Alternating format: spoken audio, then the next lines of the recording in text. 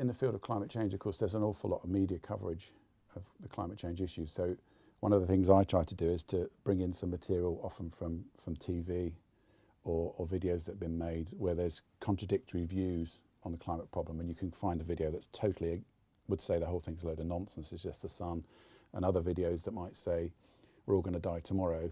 Neither's really true, but what you want to do is to put these up as a kind of motivation for why we want to be rational about how we assess things. So that's one thing you can do. In my field, that's quite easy to do. And then the second thing is, of course, to see how opinions are informed. The opinions of the students are informed by what they know. So one thing we tried to do is early on is to just say, well, what's your view on this particular issue? You show them these 2 videos, for example, where would you lie? And then see if that's actually changed by learning about the subject. Often what they think is that they're at one end or the other. So it's like voting for a politician, you know, I'm either blue or red. And then subsequently they think, actually I thought those crazy guys on the other side, they were totally crazy, but it turns out there were 1 or 2 things in there that actually had a ring of truth to them. And then you find subsequently on the side you're on, there's some things that are not entirely true. And then you come to a more rational assessment of the issue. So I think it's quite easy in my field to motivate in that way, because you can actually use information that's quite publicly available.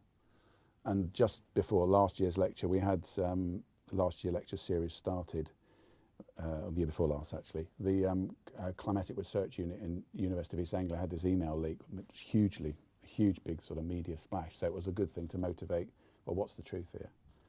How do we get to this? And so I think that's quite easy to do in my field, fortunately, because it is very current, people understand it.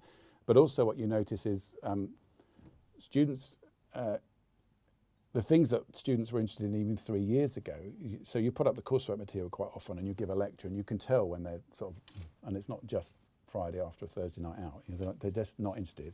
And then there's some things you put up when they light up. And that changes remarkably quickly. So you thought, okay, these students don't know anything about climate change, everything will be interesting to them. But because they're exposed to it in the media, actually they start from quite a high level in terms of their sort of background knowledge. And it's only really the new stuff, the really research frontier stuff, that turns them on. So this whole thing about research-led also comes through in terms of the responses you get to different material. They can identify, even at the beginning of the course, what's truly new, because they've never heard about it before, from what they've heard many times before in some colloquial sense.